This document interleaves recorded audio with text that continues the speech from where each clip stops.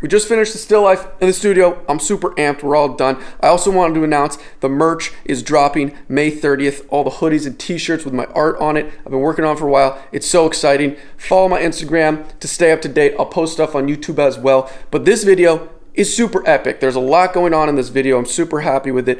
Hit the thumbs up if you enjoyed it. It helps out the channel. You know how it works. And this whole video, this whole project starts with me opening a package. What's up, boys and girls? Folks, we got another project that's kind of serendipitously from an Instagram DM. You know, another project I had recently kind of was Canvas Aesthetics reached out. He has these amazing custom cut canvases and he sent me a few and it was just randomly on Instagram. This is another one from Ray Asland. We're gonna open it. It's super epic. I'm so excited. So from the title, I'm sure you kind of know a little about this, but it's something way more amazing and epic than you could possibly imagine. So I've already opened it, but I haven't opened the individual boxes. And here is the main course. So let's zoom in. So look at this. Beautiful printed out paper, SLEW's item list. And so first of all, the quality and the customization of this is just tingling sensations. And like, look at this letter, sealed, Ray's logo in actual wax. So the attention to detail here, folks. As an art conservation business card, great. This is like a personal letter. I'm not gonna show this. Holy crap, I'm so excited. So archival means basically how long something will last. And a really huge, theme within oil painting, traditional oil painting, or any sort of art is conserving your artwork. Obviously, if you spend a long time making something, you want it to last forever or as long as possible. Things deteriorate, different materials deteriorate yellow over time in different ways. So art conservation is a huge thing. I don't know much about it, but Ray obviously is an art conservator. He's a professional and there's different materials and everything. So this is what we're gonna be talking about. These canvas panels have this copper thing going on and they're the most archival paintings. I believe them. I'm super excited. I don't really know much about it. I don't wanna get the facts wrong. So we're doing this one first. Whoa. All right, so this is just the mediums. Wow, holy moly, this stuff is so cool. Even the lids are like custom and beautiful glass. I'm pretty sure that's gesso. And this is rabbit skin glue. Holy macaroni. So let's put these to the side. This is 2000 grit sandpaper. Beautiful for sanding canvases, I'm assuming. And look at this. We got the artist panels with some information again on this gorgeous custom pamphlet. Wow, I am just blown away by the quality. So epic. We'll read that, but let's open the canvases. This is also way heavier. Wow, guys. Holy crap. Can you see this? This is wrapped in cloth, sealed with candle wax. I'm gonna cry. 2 individual ones. Holy crap. Can you guys see this? Somehow. Pretty good seal with that wax, huh? Oh my goodness. Oh my goodness. Oh my goodness. Wow. Hopefully I'll be getting some B-roll shots of this.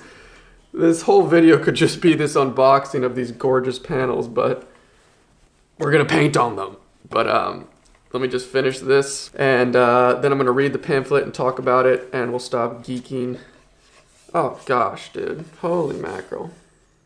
This is so cool.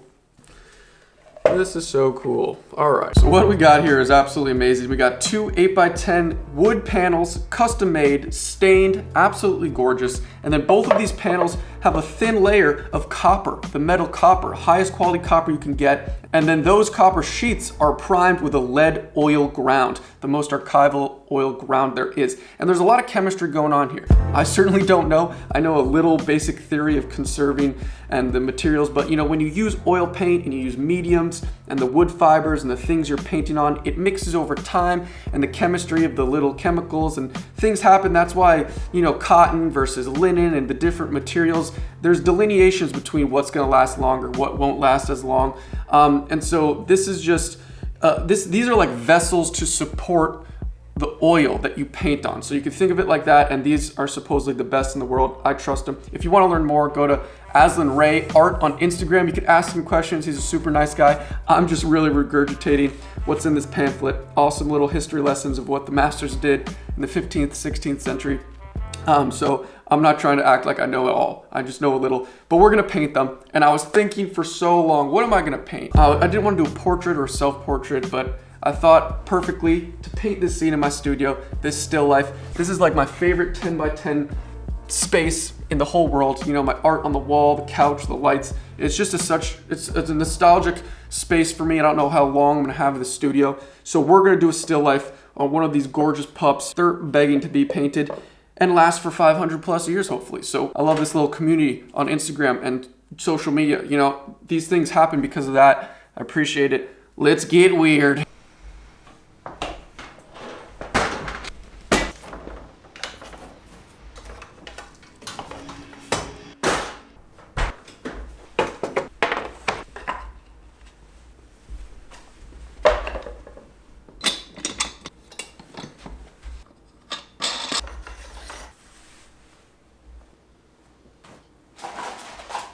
I'm so excited. We're about to start painting, but you know, yesterday I sanded the canvas with the sandpaper just to get a super flat surface. And also today we gridded this 8x10 out with this picture. You know, this picture is 8x10, so I just copied the grid. And that's just because I want to nail the perspective. You know, it's pretty hard getting those, you know, the couch going back and all these things. So I'm just using a simple grid to make sure that the major shapes are okay. And I'm super excited. We're gonna use a bunch of colors, obviously. And this is like a really detailed still life scene. I wanna get all the little nuances and the paintings and the wires and the speakers. So it's gonna be really detailed. And obviously this is a very small painting, probably the second smallest painting I've ever done that I've taken seriously. So there's gonna be a lot of layers, I think. I'm gonna let it dry. I'm gonna really take my time. There's no rush, obviously, or specifically with this project. I just want it to be really epic because this is a beautiful canvas. I want it to last 100 million years, and I have my studio that I want to preserve this shot, this little scene, this window into my studio. So that's the absolute plan. We're gonna get weird, and we're just gonna start, you know, outlining the major shapes.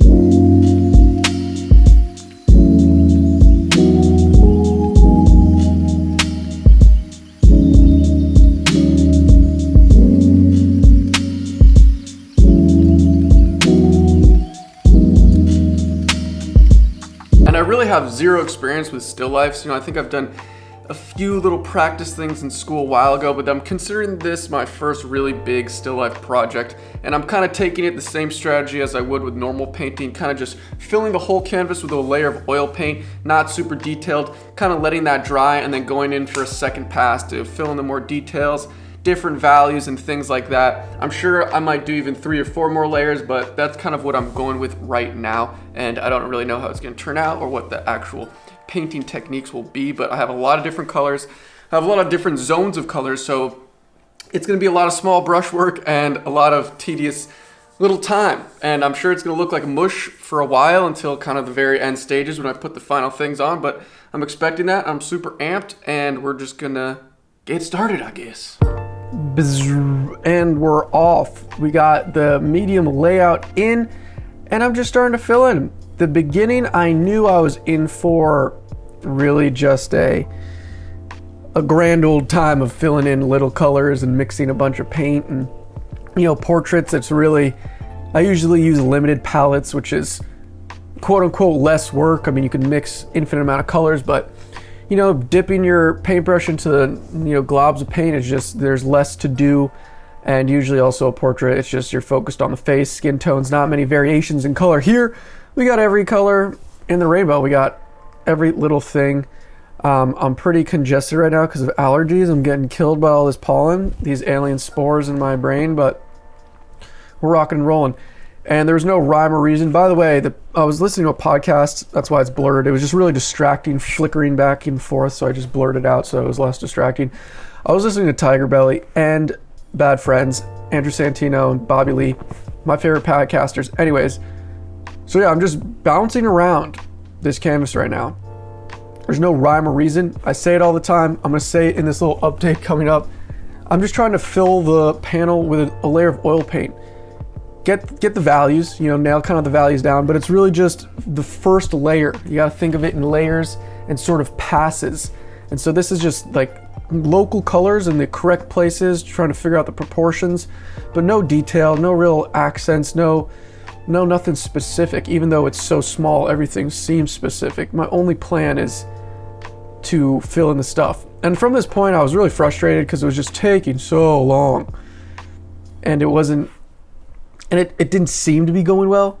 But we'll talk about that more in the update, and I'll speak on that a little more in the future as well. But just this is where we're at right now.